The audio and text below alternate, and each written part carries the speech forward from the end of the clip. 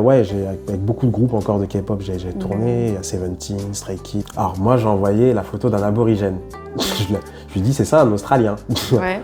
Parce que c'est ça, Oui, tu vois, oui, j'ai en envoyé. soi, oui. En soi, j'ai dit. Après, la personne, elle me dit, ouais, mais non, il y avait une fois, on m'avait appelé pour jouer un rôle un peu voyou, tout ça et tout. Et moi, je fais pas ces trucs-là, je fais pas les trucs-là. Mais là j'aimais bien, c'est que là, ils m'ont pris en jouant en tant qu'étudiant qui a fait le PhD. Bah ouais. Même si je l'ai pas, même si je l'ai pas fait, tu vois, je trouve ça cool. Voilà, en Corée, voilà, si vous voulez travailler dans l'entertainment, il faut avoir le visa de l'entertainment, le E6. Bonjour à tous et bienvenue sur La Corée sans masque. Et aujourd'hui, j'ai comme invité Ivo. Nous allons parler du thème qui est le métier, principalement que fait Ivo. Donc le métier d'entertainer en Corée. Ouais. Voilà, tu nous en diras plus sur ton métier plus tard.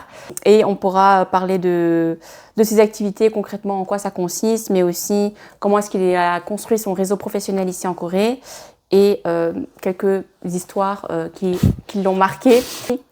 Bonjour à tous, je m'appelle Ivo, j'ai 37 ans, je vis en Corée depuis 2015, mais en 2018 j'étais parti plus de 2 ans en France et je suis revenu en 2020. Et ça fait 4 ans que je travaille dans l'entertainment. Donc, enchanté. Ok, c'est simple. Moi, j'ai rencontré ma femme qui est coréenne à Paris en 2013. Et du coup, nous sommes restés ensemble en France, du moins. Nous sommes restés ensemble en France jusqu'en 2015. Parce qu'après, elle avait décidé de repartir en Corée.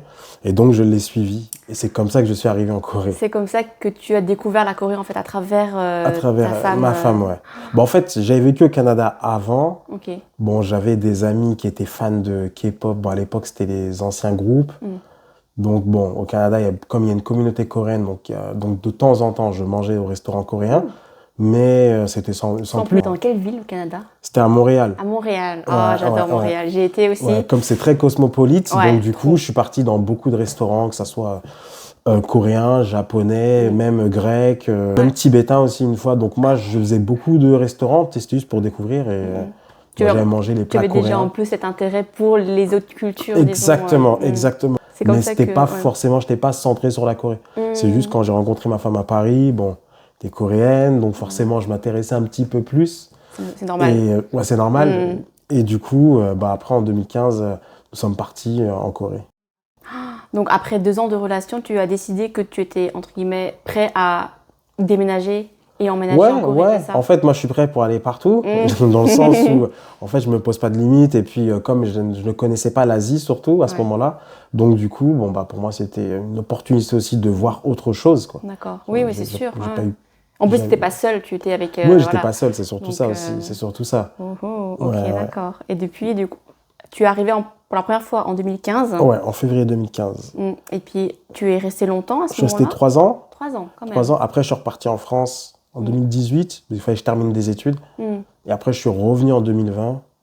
Et jusqu'à maintenant, je suis toujours ici. Ouais, je suis toujours ici. Donc, ça fait au total, ça fait 5 ans maintenant et 3 ans avant. Ça fait 8 ans. Ça fait 8 ans de vie quand même en Corée. Ouais. Comment est-ce que maintenant tu décrirais ton métier d'entertainer? Parce que tu m'avais dit que tu fais un peu de télévision, un peu de tout, c'est beaucoup de publicité. Plus de tout. Ouais, plus de tout. Il y a des musiques vidéo, il y a des clips de musique. Alors d'ailleurs, je vais t'expliquer comment je suis arrivé dedans. En fait, c'est juste un pote c'est Simo, un Marocain, un pote et tout. Ça fait un moment que je l'ai pas vu, mais de temps en temps, on s'écrit. On lui dit bonjour à Simo. Parce que c'est lui qui m'a envoyé en fait une annonce de casting pour la série Narcosense, mais c'est Suriname. En Corée, ils disent Suriname, mais c'est Narcosense en fait. Ah, c'est quand même un gros projet, non? Ouais, c'est un gros projet. Alors, c'est lui qui m'a envoyé l'annonce du casting, parce qu'il cherchait aussi des Noirs, comme c'est Suriname. Suriname, c'est un pays où il y a une majorité des Noirs. Et du coup, j'ai postulé. Au début, je connaissais rien à l'acting, donc j'ai postulé pour un rôle. Au début, j'ai envoyé la petite vidéo. Ça n'a pas été. C'était quand ça exactement? C'était en quelle période? En 2021. Normalement, Suriname, ils auraient dû faire en 2020, mais à cause du Covid, ça a été repoussé et c'était en 2021. Donc j'ai de la chance. En 2021. Parce qu'en 2020, je ne pouvais pas le faire. C'est ça. Et du coup, ça tombe bien. Ça tombe très bien même. Donc du coup, donc j'ai fait mon audition, j'ai envoyé ma vidéo. Bon, ça n'a pas été concluant puisque j'ai pas eu le rôle du personnage. Et puis aussi, Alors, il cherchait quelqu'un qui Ouais. était, on va dire, un noir, mais qui était assez impressionnant physiquement. Ok. Et du coup, C'était pour quel genre de rôle du coup c'était pour le rôle, en fait, du bras droit, en gros, parce que Suriname, en fait, c'est une histoire vraie. C'était un Coréen, c'était un pêcheur, à la base. Ouais. Il est arrivé au Suriname, et puis après, c'est lui qui a... Il était dans un réseau de trafiquants de drogue. Enfin, en fait, c'était un trafiquant de drogue, en fait. Ensuite, c'était un C'est réseau. devenu un trafiquant de drogue. Ouais, à la base, c'était un prêtre. En tout cas, non, à la base, c'était un pêcheur, mais je sais pas. Mais en tout cas, après, Ok. après c'était un trafiquant de drogue. Et ça, c'est une histoire vraie. Et du coup, moi, je devais jouer le rôle du bras droit. Ah ouais, du c'est quand gars, même un tu rôle vois. important. Ouais, c'était un rôle quand même, important. ouais. Mais je n'ai pas eu le rôle. Ok. Moi, Bon, j'ai envoyé j'imagine, la truc oui. d'acting. Bon, en plus, je connaissais pas vraiment le Tu truc étais d'acting. débutant et tu n'avais pas vraiment fait Ouais, non plus pas fait d'acting. d'études ou enfin. Ouais, pas. Voilà. Moi, j'en ai toujours pas fait, hein, jusqu'à Oui, maintenant oui. encore. Après, c'est l'expérience qui compte parfois plus Aussi, que les études. aussi, il y a ça aussi. Mais, Et du coup, moi, j'ai pas eu le rôle, mais j'ai été pris pour faire un figurant. Bon, moi, ça me va, de toute façon. Moi, ça me dérange pas. C'était pour voir et tout ça. Et du coup, ouais, donc c'est comme ça que ça a commencé. Ok. La figuration pour Suriname, pour Narcosense, Ouais. ça a duré, c'était quand même un long projet. Ah ouais. Ouais, 5 mois peut-être, 4-5 mois. Ok. Ouais, un truc comme ça, peut-être en septembre, je sais plus. Parce que, à la base, ça devait être filmé en République dominicaine. Ah ouais. À la base, normalement. Ouais. Mais avec le Covid, c'était la période encore du Oui. Covid.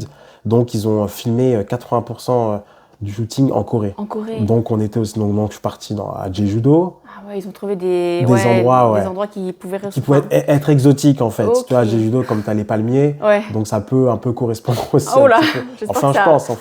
Comment l'expérience, c'était fun, Ouais, c'était drôle, c'était pas bien. trop stressant. Non, pas du tout. Les gens non. n'étaient pas trop. Parce que parfois les figurants, c'est vrai que je sais qu'il y a de longues heures d'attente. Ouais. Tout ça, et que c'est physiquement assez épuisant. Ouais, t'avais des longues heures d'attente, Ouais. tout ça, mais après comme moi j'aime bien et comme après je rencontre des gens, je parle, j'aime bien rigoler, tout ça, donc du coup Tu t'es rendu compte temps il que- passe vite. Et c'était en été, donc ça allait, tu vois. D'accord. En été, ça va, surtout même le soir, parce qu'on a déjà fait des nuits shootings de blanches, nuit, ouais. ou des shootings on terminé tard le soir. C'est comme il fait chaud, ça va, tu vois. D'accord, Tu vois. ok, Donc donc- c'était assez une bonne ambiance, quoi. Et puis comme j'étais dans la découverte, donc c'était C'est ça. tranquille pour moi, en fait, il n'y a pas de problème, quoi. Bon, au début, je faisais ça une fois par semaine parce que je donnais des cours aussi en ligne C'est de ça. français. En fait, c'est ça. En parallèle, tu étais professeur de français En ligne, ouais. D'accord. J'étais ça en ligne, donc je faisais comme c'était une fois par semaine, donc ça m'allait. Et puis après, en rencontrant des gens, en se faisant un réseau, et du coup, après, j'ai pu fil en continuer aiguille, jusqu'à un de peu. fil en aiguille, exactement. J'ai pu continuer. Je peux continuer encore jusqu'à maintenant à avoir des shootings, mais pas que dans les films, mais dans plusieurs choses, c'est-à-dire des petites publicités, les petites vidéos virales, les clips de musique. On me prend beaucoup pour tout ce qui est mukbang aussi. Ah ouais. Un peu, mais dans le sens mukbang, par exemple, c'est Tu goûtes un. tu goûtes un plat d'un restaurant ou d'une marque, par exemple, pour qu'ils puissessent le vendre aussi, pour qu'ils puissent attirer la clientèle avec cette publicité. Pour les vidéos promotionnelles aussi, il y a des fois des vidéos promotionnelles, comme je t'ai dit, sur la nous, mais il n'y a pas que ça aussi, il y a aussi sur des villes, sur par exemple un festival, par exemple qui va se produire peut-être dans une ville, tu sais, Ouais. c'est pour attirer aussi D'accord. les étrangers, de venir visiter la ville aussi. Et qu'est-ce que tu préfères là-dedans? Alors si c'est vraiment que pour le fun, alors ça peut être les vidéos promotionnelles où c'est tranquille en fait. T'as pas de script, tu vois, par exemple. D'accord, ok, donc je c'est vois. plus simple, tu vois, t'es dans le cadre, tu vois. Et C'est généralement, plus de l'acting sans forcément parler. sans parler, t'es pas souvent seul d'ailleurs. T'as peut-être 2-3 personnes avec toi. D'accord, tu le vois. faire en groupe. Le faire et en puis- groupe, ouais. donc c'est marrant, tu rigoles, tu vois. Là, c'est là D'accord. où j'ai on va dire, plus de fun. Dans le sens où c'est plus simple. C'est tu plus vois. simple, Moi, c'est je moins dirais plus stressant. ça. Ouais. C'est moins stressant. Après, moi, je suis plus attiré dans l'acting avec le script. Ah waouh. Moi, c'est plus ça qui m'intéresse. D'accord. J'en ai fait aussi. J'avais des web dramas. Il y a aussi des courts-métrages que j'ai fait. Ok. Attends, est-ce que du coup tu parles coréen? Parce que ça on l'a pas mentionné. Alors, je peux parler quand même mon coréen. Après, il est pas bon non plus, mais je peux le parler. Donc, du coup, j'ai joué aussi beaucoup de fois en coréen?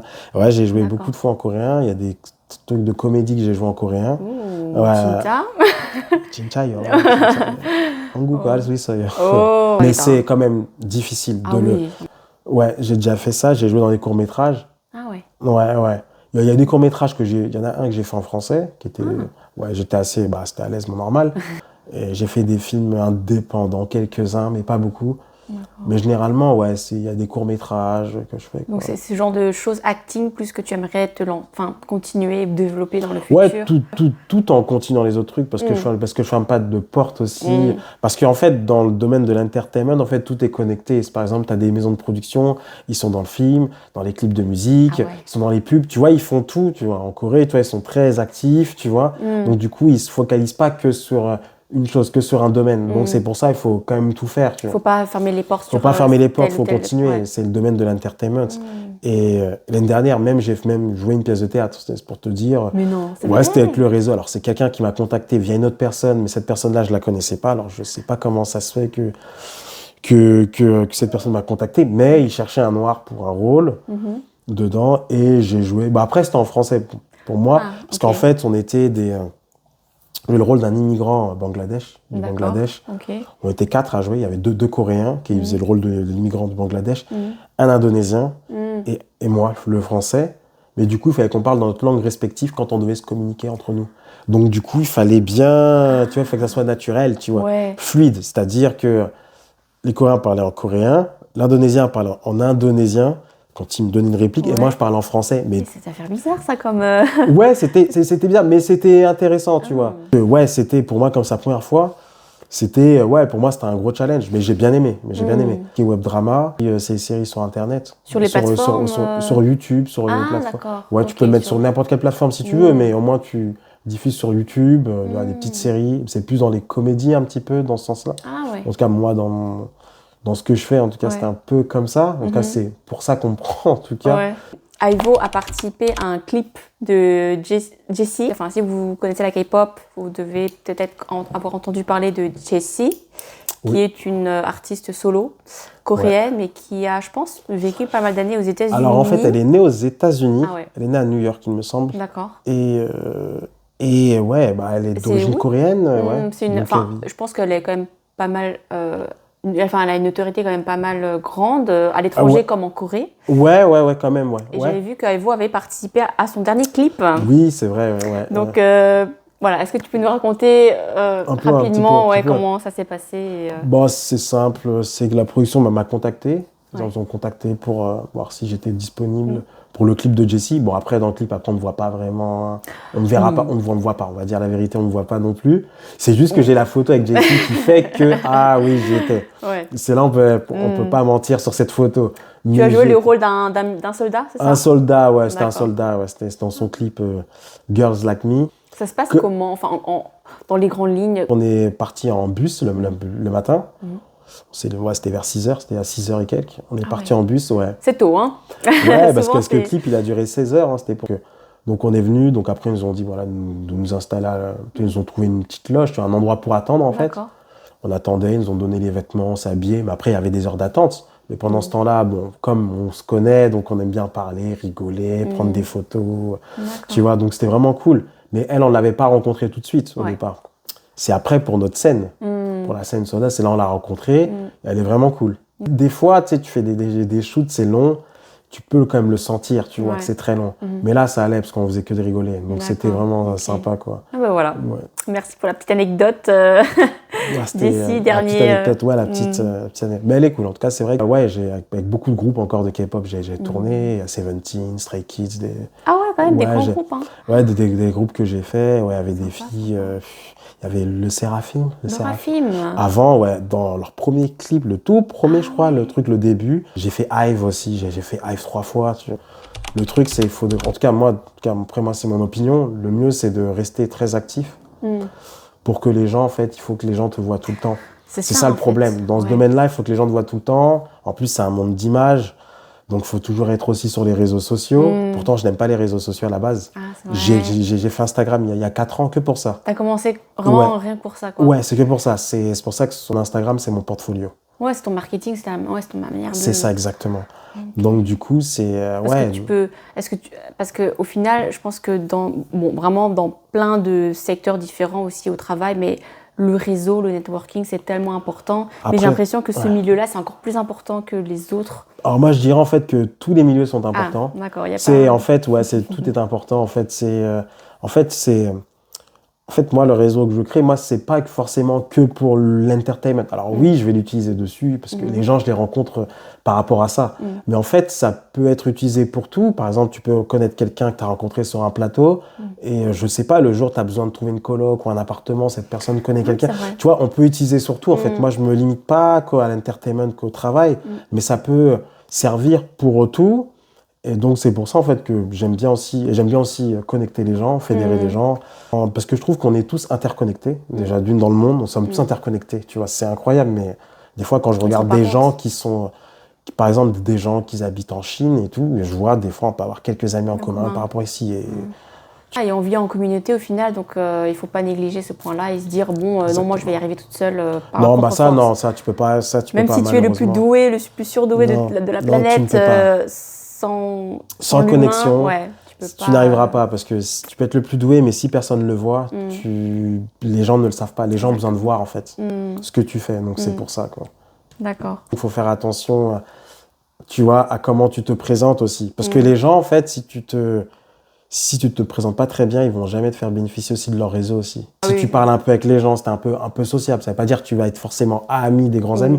Je veux dire, au moins sur 7, tu vois des gens, tu les salues. C'est ça, ne fais que leur dire bonjour. Le fait, voilà, même entre collègues, entre personnes aussi, tu vois, parce que tu sais pas en fait, tu vois que fait cette personne, qui elle connaît. Donc c'est pour ça qu'il faut pas prendre des gens de haut, tu vois, dans le sens où ouais bon.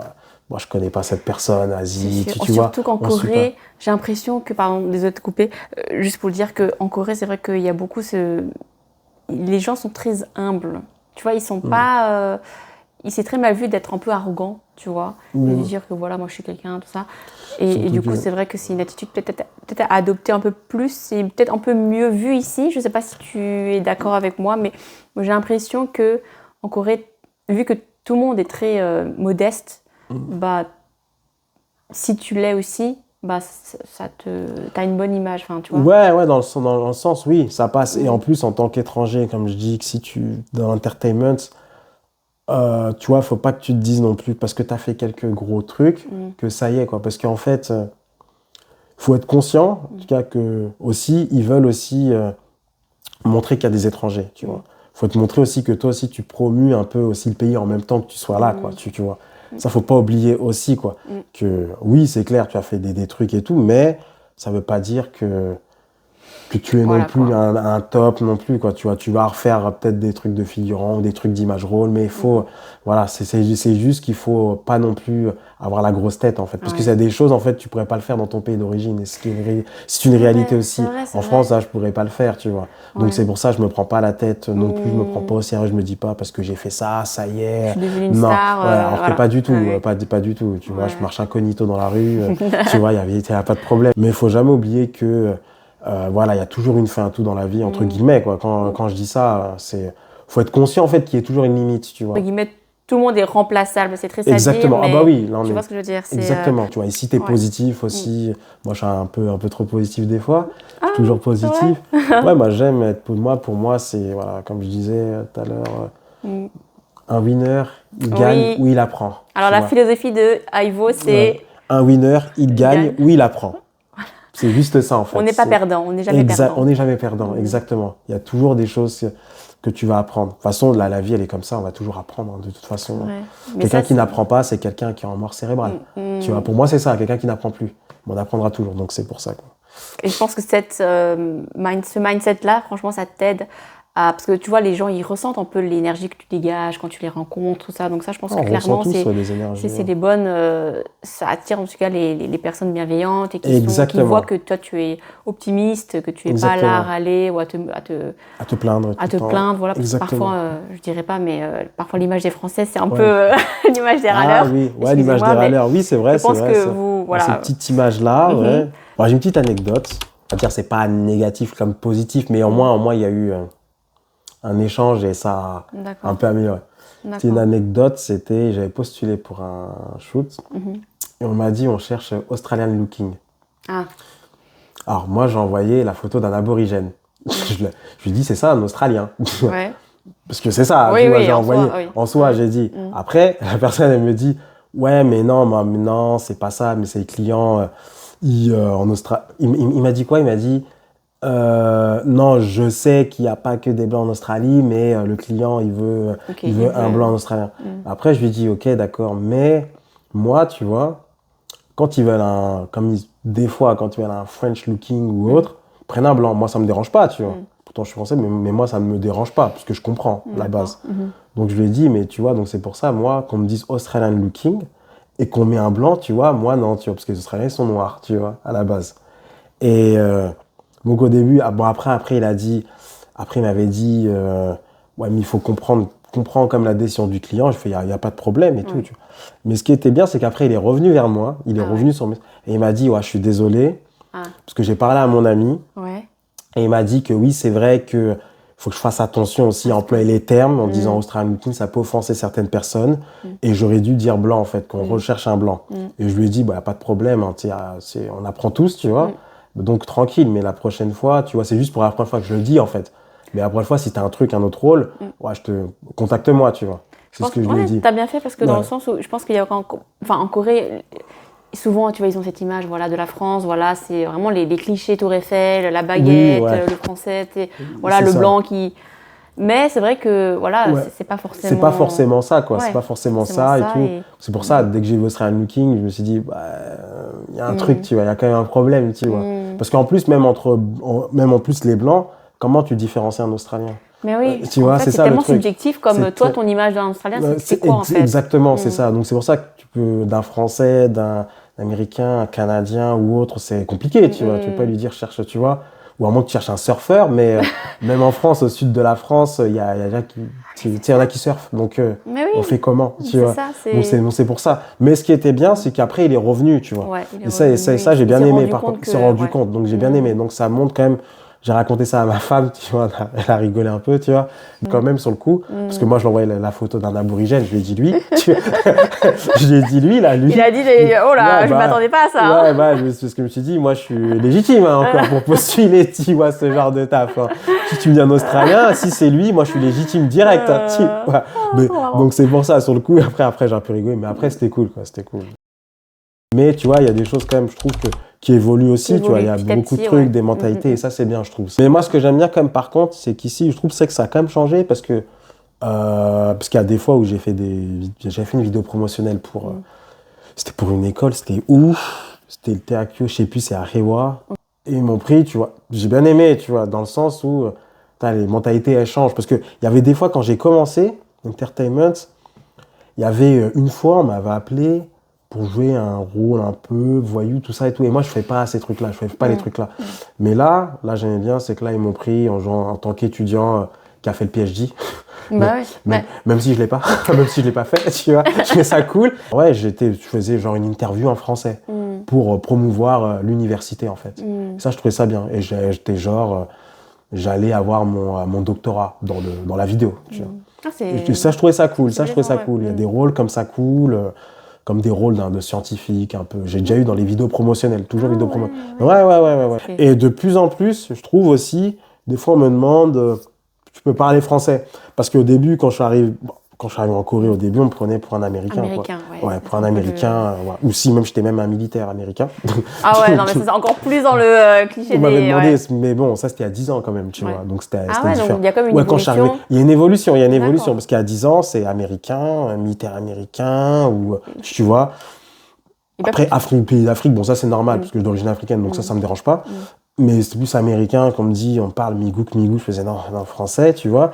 Ça c'était il y a 10 ans. Plus maintenant, tu vois, parce que je le vois dans l'entertainment, ils me prennent quand même et je joue en France. Des fois, ils me demandent, voilà, si tu veux. Des fois en anglais, tu vois, si, voilà, l'étranger, tu vois, en anglais. Mais des fois, ils disent, ouais, français, ok, ouais, c'est bien, ouais, t'es français, donc, ils sont moins, ils sont moins, genre, moins surpris en tant, le français, mais il est noir et tout. Non, ils sont pas, non. Ils sont, allez, vas-y, tu vois. T'as pas forcément un profil de catégorie pour lequel on t'appelle souvent, non. Ouais. C'est vraiment de tout n'importe quoi. Bon, après, j'ai le profil un peu qui revient, c'est souvent, celui qui travaille au bureau, ça c'est cool.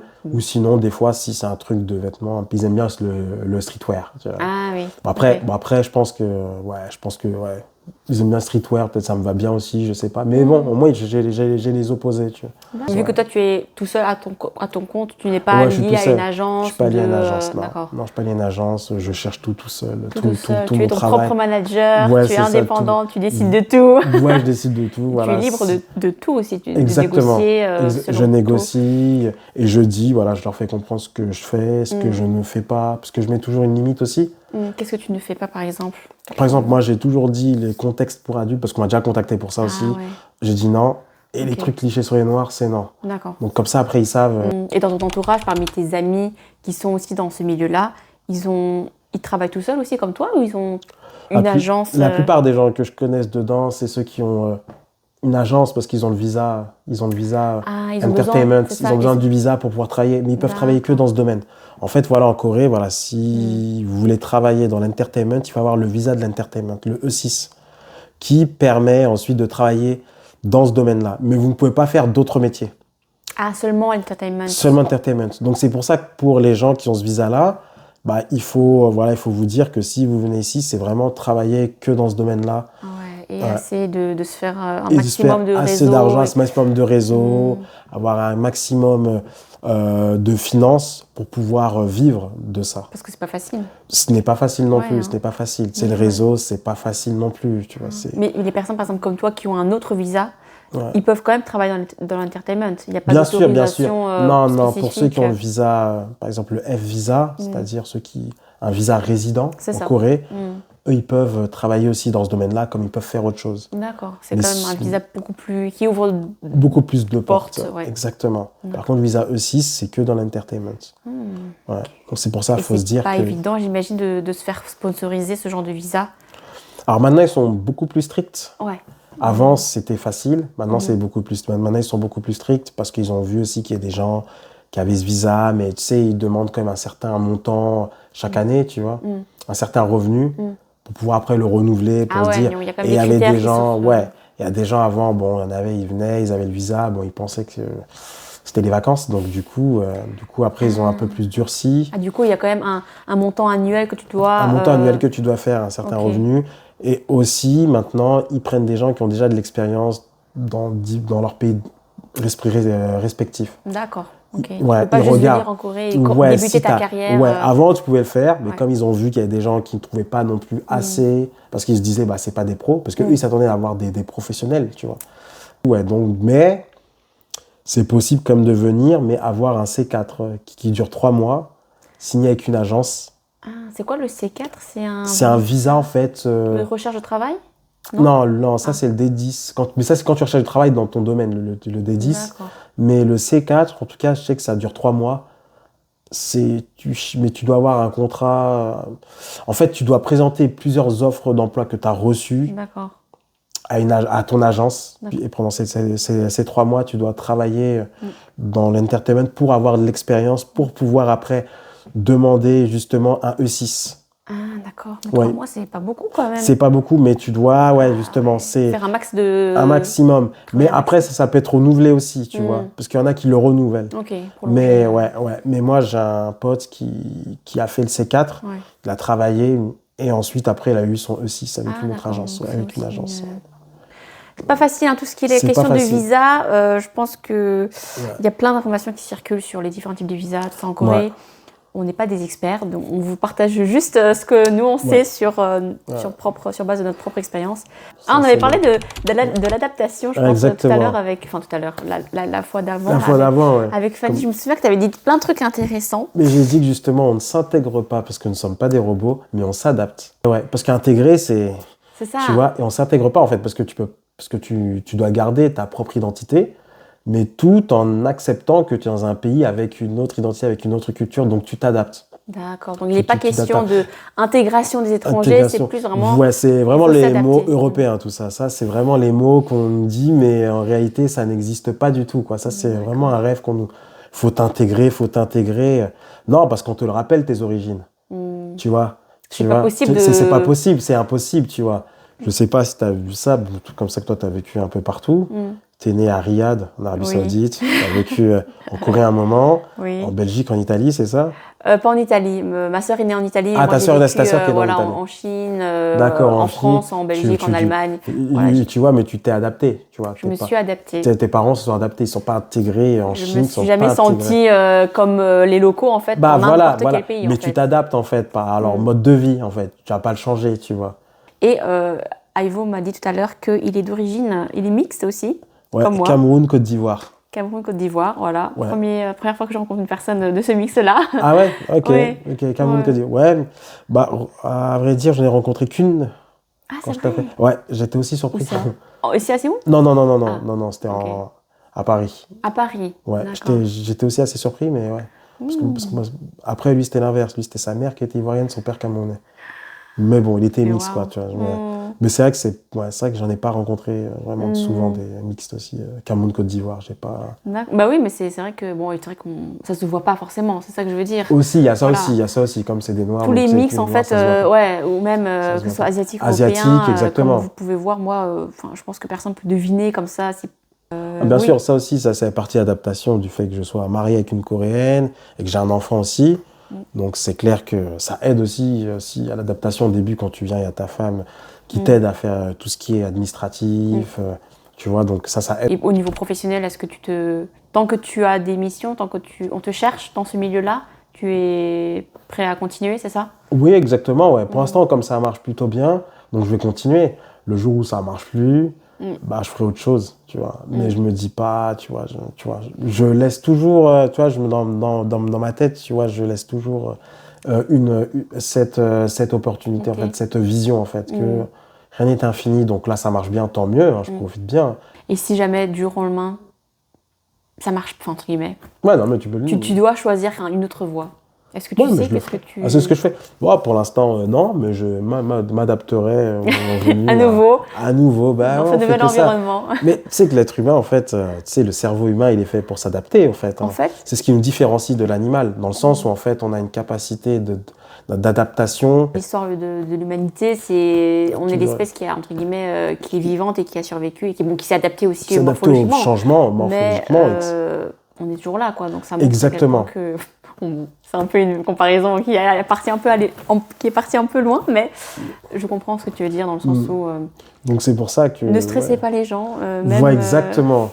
C'est comme je dis, il ne faut pas être trop stressé non plus, tu vois. Les Vivez. choses viendront... Vivez, profitez du moment présent. Entre guillemets, vivez au jour le jour pour les gens qui s'inquiètent trop de l'avenir. Il ne faut pas trop dramatiser. Il faut vraiment... faut relativiser. Reprendre du recul. Exactement. Et c'est comme ça qu'en fait, on profite de la vie et qu'on s'en sort aussi mieux, peut-être. Aussi. Si on est trop... Et de toute façon, voilà, si tu travailles, tu vois, si tu fais des efforts pour t'améliorer, mais que ça ne va pas dans la direction que tu veux, le travail que tu fais au moment présent aura toujours un impact sur la vie future. C'est-à-dire que même si à ce moment-là, ça ne marche pas, ça ne veut pas dire que ça ne va jamais marcher, en fait. La vie, c'est comme ça, c'est question de timing aussi. Exactement. Des fois, moi, j'aimerais faire des grands rôles, des trucs et tout, être à l'affiche et tout. Qui aimerait pas? Tu vois, tout le monde. Mais pour l'instant, c'est pas le timing. Donc moi, je l'accepte, tu vois. Ça. Mais je continue encore à travailler, parce que je sais que le travail que je fais aujourd'hui, que je fournis au moment présent, aura un impact dans la vie future. Et c'est comme ça qu'il faut penser, en fait. Faut pas se dire que j'ai raté ou c'est fini. Tu peux te dire, ça fait là. déjà 3 ans que je travaille à fond dans ce milieu, mais j'ai toujours pas cette position de rêve que j'ai. Non, pas du tout. Il faut toujours être endurant. Faut pas avoir peur d'être endurant. C'est ça aussi. Moi, pour moi, c'est moi je dis, il faut toujours être positif, parce que quand tu es positif, justement, tu as la confiance, tu attires, mais tu as la confiance en toi. Et cette confiance-là te donnera le résultat. C'est ça en fait, positif, confiance en soi et résultat après. Te donne les ailes pour continuer à persévérer et à ne pas abandonner en chemin. Exactement. Et du coup à être gagnant. Gagnant. Ou tu apprends. Voilà, c'est ça. Soit tu gagnes, soit tu apprends. Dans la vie, c'est simple, tu vois. Très belle conclusion de ce podcast. Merci beaucoup, Ivo. Merci beaucoup. Et n'oubliez pas d'aller le follow sur Instagram, sur ses réseaux. Je mettrai tout ça dans la barre de description. Pas de problème. Et voilà, en tout cas, j'espère que ce podcast vous a beaucoup inspiré et vous a donné beaucoup de positivité dans votre journée. Merci beaucoup, en tout cas, d'avoir regardé ce podcast. Et puis, je vous dis à la prochaine.